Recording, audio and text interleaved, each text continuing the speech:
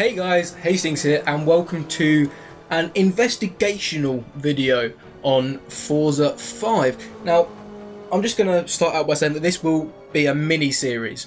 It's going to focus on each of the different classes that there are, and we're starting out today in D class. And let me just explain quickly what I've done. I'll give you a bit of background, I guess, to start. I've done two car comparison videos lately that you may or may not have seen.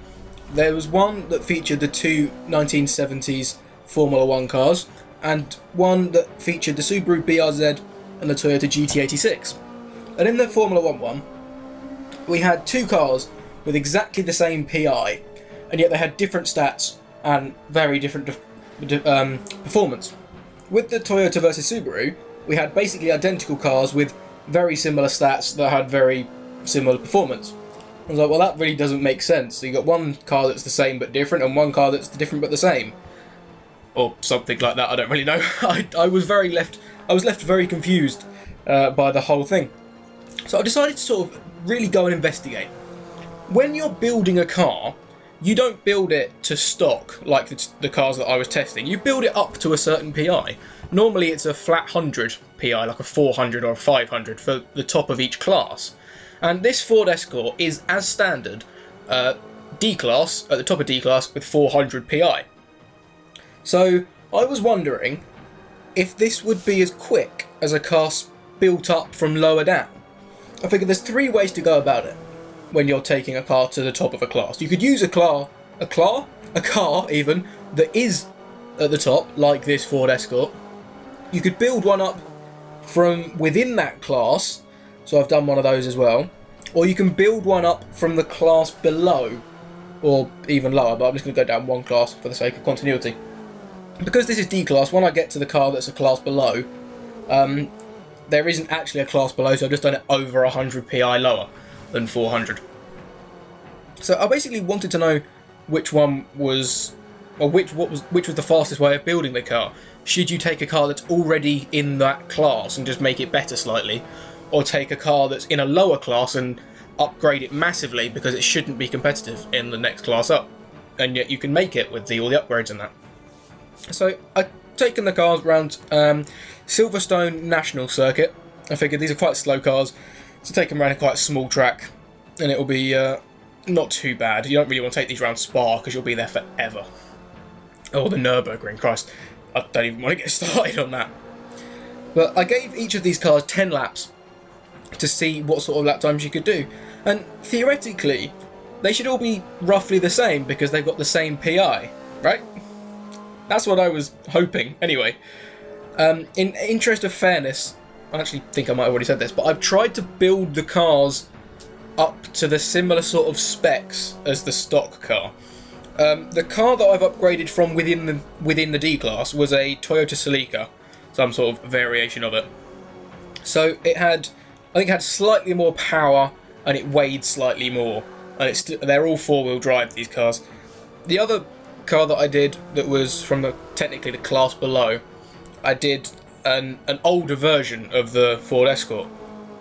And in interest of fairness, I made that four-wheel drive, although that one was quite a lot lighter. It had a similar power to weight ratio.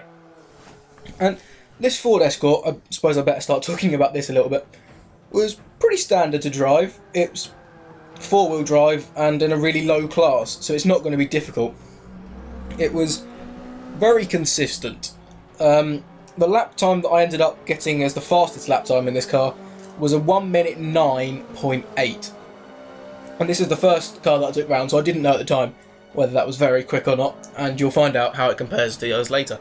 But it was very standard. I set a roughly similar lap time around the track quite early on, and it was just very consistent, quite nice to drive and be done with it. And there's not really a lot else to say because there's nothing to compare it to yet. So I'm going to move on to the next car now, which is the older version of the Ford Escort. So I'll catch up with you in a second. As I said, the next car that I took around the track was an older version of the Ford Escort, which is slightly slightly confusing. I guess, but it was sort of the similarist. Is that a word? Similarist. The most similar car to the new Escort. Being an old Escort, I thought it would be a good comparison. This has been converted to four-wheel drive to match the newer model, and it's quite a lot lighter, but it's also got a lot less horsepower. And I think the power-to-weight ratios worked out at roughly the same. And it was rather similar to the newer Ford Escort in the fact that it was very consistent. And as I said with the last car, these cars are very slow comparative to everything else on the game, and they're four-wheel drive as well, so they're not going to be difficult to drive. And Silverstone National isn't a particularly hard track, although you do see me going slightly sideways every so often. I do tend to be quite bullish with the throttle, which is why I tend to prefer a little bit of oversteer to understeer, but that's a story for another day. So this car has effectively been brought up from the class below. It shouldn't be competitive at D class because it's over 100 PI below the maximum, but I've made it competitive by giving it lots and lots and lots of upgrades. So technically it should now be a very comparative performance to the first Escort we had. I'm starting to regret using two Escorts now because I'm confusing myself. And like I said, in driving terms it was. In terms of lap times, the newer Escort, which went first, like I said, did a 1:09.8. This car's fastest lap time was a 1 minute 9.5, which was 0.3 quicker.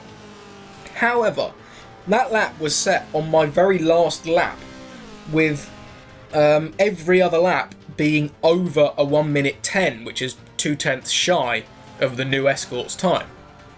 So it was kind of hard to base this car's performance. Getting the one perfect lap, it was slightly quicker by about 0.3 of a second.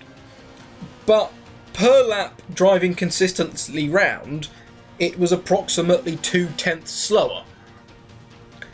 So I guess that kind of makes them pretty even, as I take out a few cones. We'll just gloss over that and ignore it. So I don't really know if there's either or that I would suggest is better at this point.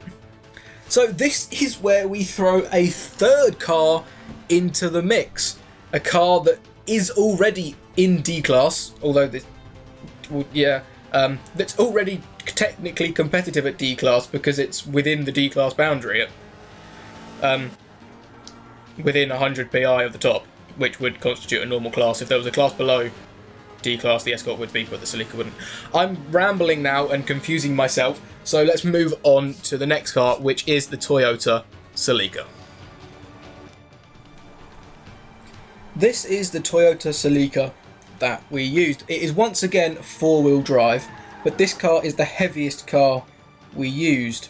Ignore my first lap blunders. It was just getting used to the car. Yes, it is again four-wheel drive, but it is the heaviest car that we've used, although it is also the most powerful. So in terms of power to weight ratio, all three of these cars were fairly similar. And this car had very interesting characteristics. With the old Escort, it was very consistently slow, and then had one very fast lap time right at the end. This Toyota Celica was also very consistent, with almost every single lap being very close to a 1 minute 9.8, which is the benchmark that the stock new-ish Escort set when it went round first. But the very first flying lap, which I've just come onto here, was a 1 minute 9.3 in this Celica. So it was half a second faster.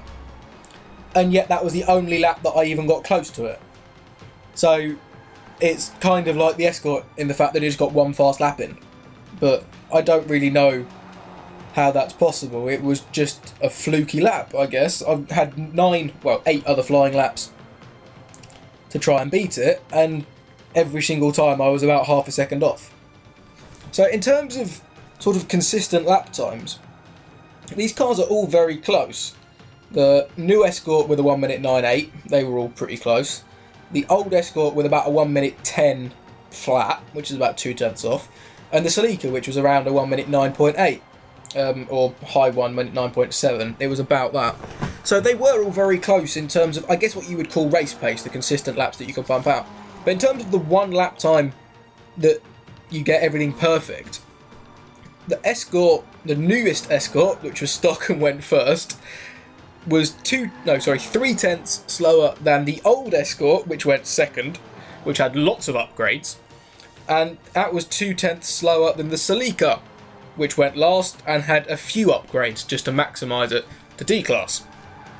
So, I guess, for the first conclusion that we can have for this sort of mini-series that I'm going to be investigating about PI, is that for D-Class, if you want to build a car, build one that's already quite good. Don't pick one that's really low down and put tons of upgrades on it. Pick one that's nearly maximised, and then just maximise it. But really, I guess all we've really confirmed is have this over the 2 Escorts. It's not the most conclusive video on its own, which is why throughout this series I've decided I'm going to run a scoring system.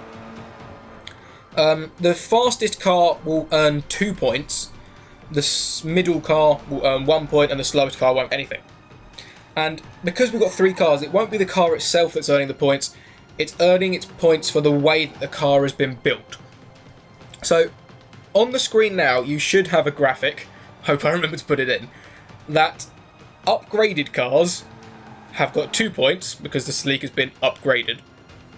Stock cars have 0 points because it was the newest Escort was slowest, and cars built from the class below have 1 point because it went in the middle. I know I said that in the wrong order, but it should be in the right order. And these scores will build up throughout the episodes. And I cannot stress enough that I'm trying to, when I build up the cars from the class below and from within the class, I will try and build them as close to the stock car that I'm running as possible in terms of fairness. So you've got a hopefully fair comparison. I have really confused myself throughout most of this video. I hope you've managed to stay with it, and I don't really want to draw a conclusion yet because this will run throughout a number of episodes. So I guess I will just catch up with you for the next one where I'll have more data to draw on. So until then, Hastings out. Goodbye.